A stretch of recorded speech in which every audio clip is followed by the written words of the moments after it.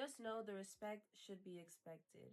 The way you hold yourself around men, women, people, that shows how you are as a man. Los hombres no quieren atención unless it's for certain things, for being able to have unreliable and unrealistic emotional expectations, to drink more than the next one, how one can provide for their family or families.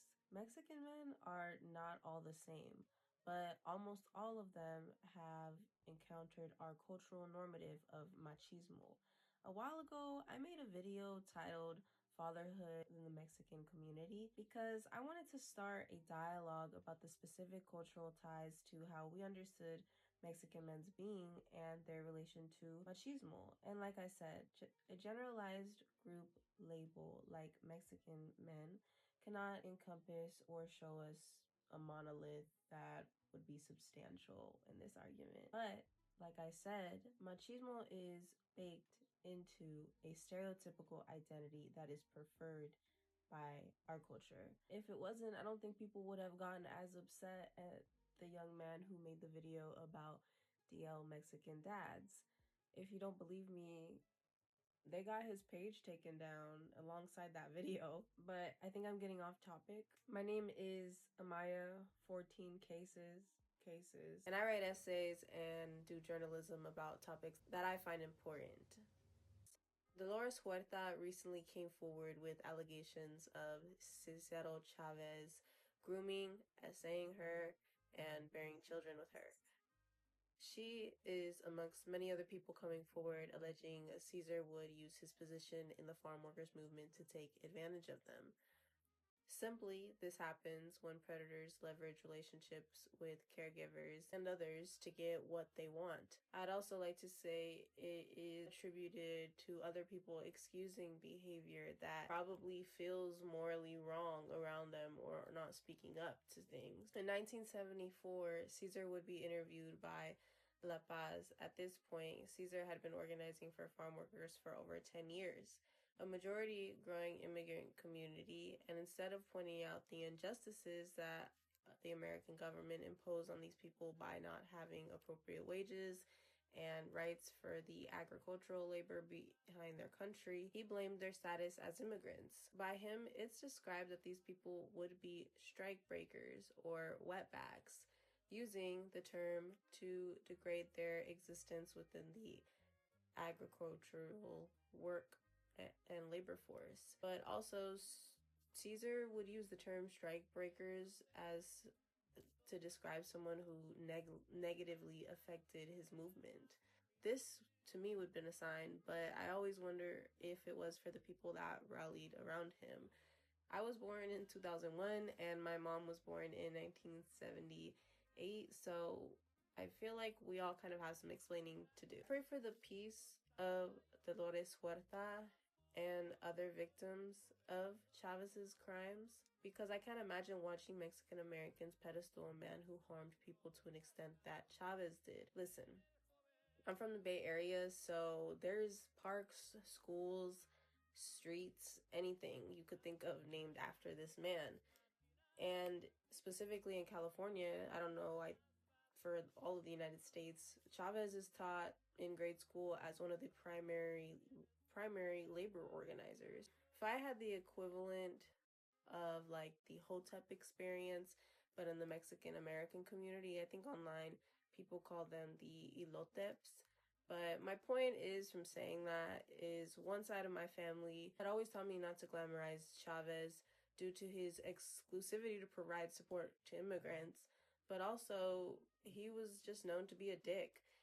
He didn't want to support older people. He just wasn't so inclusive. It's weird. If I had to speculate, he just had one of those abusive personalities that made people feel bad for going against his word or way of thinking. If you think I'm lying, you could look at Luis Valadez's interview. For the work that he did with him, which was Chavez gave him the opportunity to do the Teatro Campesino during the labor strikes. I feel like Luis gives him the credit of putting him in the position to make one of the best Mexican American Netflix ever, which was La Bamba, by giving him that recognition or that platform to do his acting and directing. But if I had to be honest, Luis had already been working in the musical scene in SF. That's kind of what put him in the position that he ended up being in. My point is, he, as in Chavez, was celebrated way after it had been acknowledged that he was an asshole. The Mexican American community continued to put fucking murals in taquerias. He had the gift of being able to talk directly to you and make contact with you, and knew what to say to you. And this is why he made such great strides in organizing people and pulling people together, both the poor and the powerful, both lay people and people in the Catholic Church. His influence was tremendous. Valdez called today's allegations tragic and seemed just as shocked that they came in part from Huerta. I support Dolores Huerta as well, who's still with us, and believe in what we have stood for all these years. Nothing has changed as far as I'm concerned. We're talking about a tragedy, actually, in the final analysis, and we're going to all have to work this out. Machismo, by definition on Wikipedia, is the sense of being manly and self-reliant, a concept associated with a strong sense of masculine pride and exaggerated masculinity. Machismo is originating in the early 1940s and 1950s, and its use became more widespread in popular cultures in the 60s. While the term is associated with a man's responsibility to provide for, protect, and defend his family, machismo is strongly and consistently associated with dominance, aggression, grandstanding, and an inability to nurture. Machismo is found to be deeply rooted in family dynamics and a hypermasculinity culture in Latin America. That Chavez allegations for me were a hard reality that's unspoken but acknowledged by people who have to watch their pedestaled abusers be rallied behind. I brought up the young man's TikTok about DL Mexican family members not because it's funny, but to me, this is for many of us a familiar unspoken dynamic. I think there are some examples of toxic social dynamics and exercise tactics in these family settings could be involved, like mothers excusing sons for having multiple families or a lack of integrity to a family, not being able to express emotions due to never being taught how to have that emotional capacity, and just being misogynistic. Like, these are just some examples that I've seen that can boil into really unhealthy situations for people in my culture. I think it's a lot for me to bring up the allegations of Chavez's victims, but I also think that women, children, and the people who have suffered due to this archetype of person or whatever this personality are ready to open a dialogue on how a machismo approach to life can cause harm. Nobody's tripping because it ain't their son. Maybe, but then again, maybe it ain't such a big deal. You believe that, homie? You've been living in this town too long. You may be right about that one.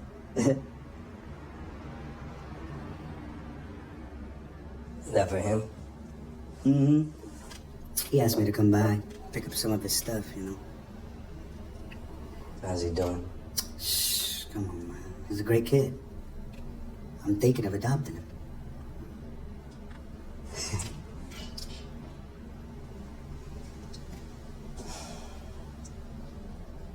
So what's up, man? I don't know. You ever think about all the shit we used to do? All the people we ripped off? The ones we f***ed over? If you're asking me if I think God's punishing you, or something you already did your time for, then my answer's no. I don't. In La Mission, produced by Peter Bratt, a story of a cultural normative that can be explored by the Peruvian director and his brother starring as the father of Jesse. The plot gives an insight on the experience of Jesse, a Mexican-American young adult who is gay. Che, his father, is shown in the last clip expressing his reactions to his brother being accepting of his son's sexuality. And throughout the film, there can be very real and relatable but traumatic scenes for someone brought up in the cultural normative where being gay is looked down upon and not accepted. The film was set in San Francisco, the city colloquially known to be more tolerant towards different gender identities and sexual orientations. It's important to know that that also doesn't mean that these queer experiences for folks were publicly and widely accepted in all of the areas of the Bay Area, or also in the communities that they may have been brought up in. We see a scene in the movie where Jesse is able to be supported by the community he made through having an experience living in San Francisco. The violence Jesse would endure at the hands of his own father is heartbreaking to many who have felt and seen the isolation and shame you feel from being outcast by the people who bring you up. For me, this is a deep ancestral pain that Latinos and Mexicans, but more broadly Latinos, are taught, that stems from a religious colonial motive to further genocide our queer community. Through an even broader lens, to me, I understand the characteristic of the toxic archetype being brewed up in the history of the start of Mexico, or better known as New Spain, that gets carried from each person to the next to defend something harmful to others as a means to assimilate to what's safe. I think the movie was all right, and I brought up the fact that it was staged in San Francisco because Lenz Evans was a historian and collector who wrote several articles and chronologies discussing the history of homosexuality in the United States and Mexico.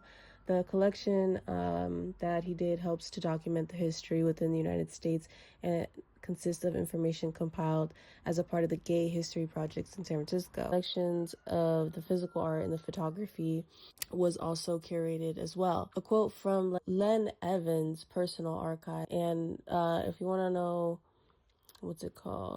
where to get all that, I would have that in my Patreon. But this archive is an old website. I think it says it was revised in 2002. So the dance of the 40 Marquiones at 3 in the morning of Sunday, November 1901, the police raided a party on Calle de La Paz, today called Calle Ezequiel Montes, in the central part of Mexico City. 42 men were arrested and placed in Belen prison. Of these, 22 were reported as dressed as men and 19 as women. One person was released. The official account is that the person was a real woman, but persistent rumors speculated that the number 42 was Don Ignacio de la Torre, who was married to the daughter of the president Porfirio Diaz. Those arrested were subjugated to many humiliations in jail and were forced to sweep the streets in their dresses. This is by Len Evans. And reactions to these writings as well, we need to look at some from 1542 by Bartolomé de la Casa. If you've done any research about New Spain, you'll know who Bartolomé is. And along with other indigenous and missionary writers, Bartolomé launched a counteroffensive. De la Casas considered the beastly vice of sodomy as the worst, most detestable of any human wickedness. He denied with passion the reports passed on by the conquistadors and explorers who had defamed the Indians, having accused them of being infected with sodomy and a great wicked falsehood, and that they observed abstinence towards the sensual, vile, and dirty affections. Although he admitted that in a country so big, there could be isolated cases of particular people and particular cases attributed to a natural corruption. This is a quote: the depravity of a kind of innate sickness or fear of witchcraft and other magic spells. De la Casa gives for the example the muxhe. The muxhe are an indigenous people of Mexico who live in the eastern highlands of the state of the Oaxaca. And they are more culturally conservative than other indigenous groups of the region, maintaining their language to this day, according to Wikipedia, who cruelly set fire to the sodomites discovered in the temple, according to the statements of the friar Augustin de la Vencourt, those men who dressed as women and vice versa were hanged if they were committed unspeakable sins, and priests were burned. A report that a friar Guillermino de Mendieta confirms Friar Gregorio Garcia, in his own Origin of the Indians in the World, that was written in 1607, assured, and this is a little bit after, like this is 50-something years after the De la Casa writings, assured that before the arrival of the Spanish, the men of New Spain committed sins, especially those against nature. Although repeatedly they were burned for those and were consumed in the fire sent from heavens. The indigenous people punished the sodomites with death, executed them with great vigor. They strangled or drowned the women who lay with other women, since those consider it against nature. Garcia attributes the case of sodomy to the fact that the miserable Indians act like that because the devil has tricked them, making them believe that the gods they worship also practice sodomy, and therefore they consider it good and a lawful custom. Homophobia was a part of the colonial violence inflicted on the indigenous population, and this habitual trait baked into a nationality is what directly harms queer people. And I want us to expand on why this is something seen today. This is a quote. A group of leaders from within the muxhe community of Mexico's southern eastern Oaxaca state is achieving significant advances in influencing how they are seen by wider society and treated by public agencies responsible for local population's health, education, and safety. The indigenous Zapotec-speaking muxhe community, who expresses their gender identities beyond the male-female binary, are often portrayed in popular media coverage wearing traditional dresses, including colorful embroidered huipil blouses. Members of the community have long been at high risk for incidents and of discrimination and violence. Quote, "It's very important to make the community visible and reach society with education and sensitizing information, so there is a greater awareness that discrimination is a structural problem that creates safety risks," says Beatriz Ramos, program coordinator of the regional office of a nationwide civil society organization promoting access to health, education, and advocacy of sexual and reproductive rights. In recent years, the MexFam has implemented a project called Transformadom, Transforming Myself, aimed at promoting greater safety for the Miche community. Hi. Yeah, I'm gonna film this piece on my iPad. Don't mind the quality. The Origins of Macho, Men and Masculinity in Colonial Mexico, Sonia Lipset Rivera. So, conclusion on page 141. Men's lives were punctuated with boundaries. They had to negotiate the dual influence of the home, where they drew on their roles as patrofamilias, and the streets, in which they could find fun and challenges. Their world was not in one place, nor was it entirely defined by either house or street. Many parts of their lives and worlds were very serious. For example, the protections of their household was a matter of grave concern, perhaps because men so frequently had to defend their residence, their streets, or their place in the neighborhood. These roles led to clashes that were practical but also aimed at defending their manliness and their place in local society. It is not surprising then that when they left behind domestic concerns and were out in the streets with their friends, they let loose, gambling, drinking, dancing, and making music.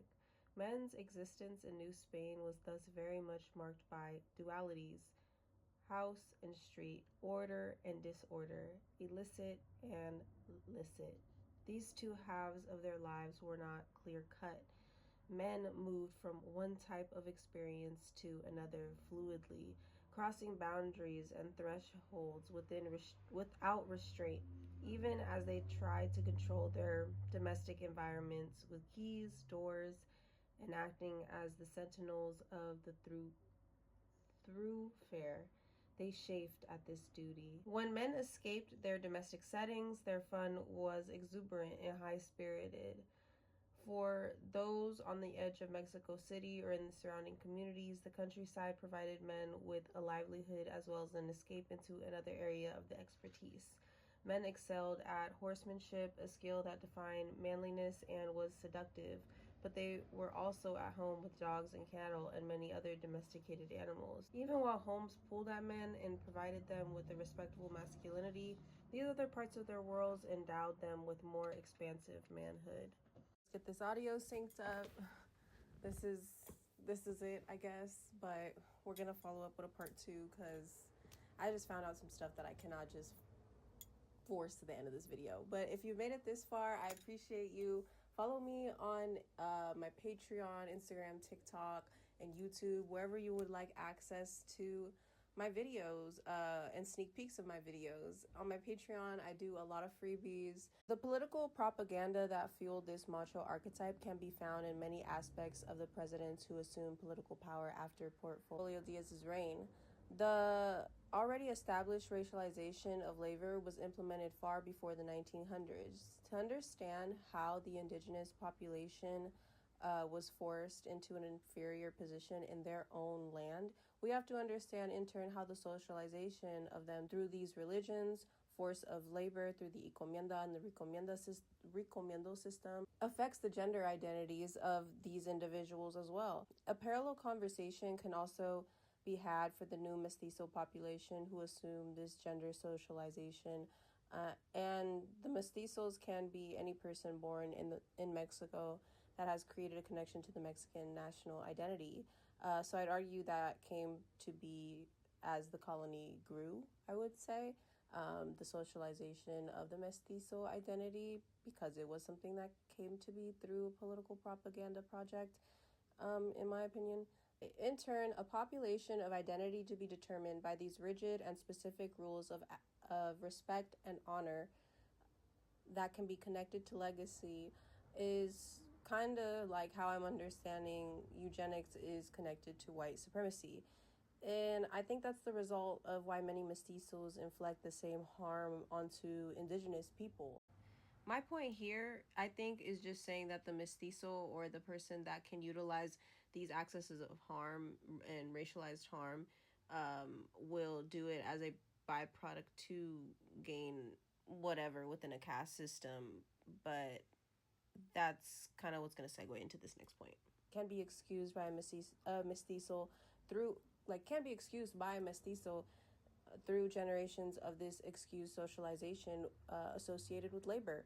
Specifically with those identifying with the male gender or masculinity, now we can see those people placing a value towards labor that is different depending on class, but also the way that they are expressing their emotions and vulnerability. It's described as ruly or unruly depending on access of class, I'd say. Because I feel like white supremacy and colonialism manipulates and racism manipulates for it to be conducive and to create more racism. So this creator on TikTok opened my eyes so much when it came to the concept of what I understood as kind of like a model minority theory, if I could say I had any type of concept to an adjacent concept of this. But how I apply my understanding, so do not take this seriously, it is with a grain of salt, and we are learning together here, of racial triangulation is like a let's get into it, is a byproduct of, I'd say, the power dynamics implemented through these caste structures placed by the colonizers for the colonized. But essentially, the underclass of the conquistadors that developed the colony of New Spain reinforced these racial structures or these racial superiorities due to their proximity to a white skin color, if I could guess. That's because if we see the example of Bartholomew de la Casa, basically, Claire Lee Jean is who created the racial triangulation theory while using the examples of Asian American relations with Black Americans through their proximity to whiteness and how whiteness is upheld within the United States through specific parameters of that rhetoric. And how I'm applying it to the mestizo identity is through the understanding of the mestizos' proximity of whiteness in colonial New Spain, Mexico, and then the immigration to America, and how the repackaged white supremacy, reheated, whatever the fuck it is the result of them inflicting the same harm onto other people that they racialize as, you know, whatever, indigenous, black, whatever they want, that creates this racist rhetoric. And how does that connect to gender? Because that's how race was, through the mestizo and through the colonies, was socialized through these harmful racist rhetorics. Am I like far off? I don't know. Maybe I sound fucking crazy because I feel crazy, but I'm just trying to connect the dots, maybe? I don't know. Y'all tell me. In turn, promote bringing African slaves to the colony for profit. If you're thinking like, why is she sweating? It's fucking hot, and I want good lighting. But to in turn promote bringing African slaves to the colony for profit, it's not hard to deduce that someone of an indigenous descent or more, so whatever made up the mestizo that made them brown or black racially perceived, dictated their access to a quality of life. Now, one could argue that, the criollo, the Spaniard born in New Spain, is just as qualified to maintain this normative and benefit from the racial caste, and essentially anyone can attempt that. But why, I think, again, that's why we have anti-indigenous and anti-black sentiment laced in what reinforces their respect within, like, that caste. If you keep on assimilating to that culture, eventually you're going to be able to benefit from it after a while, is what I'm assuming that happens with nationalism and, like, white supremacy. Like, is this is what convincing y'all to continue that same rhetoric? I don't know. But, we're learning.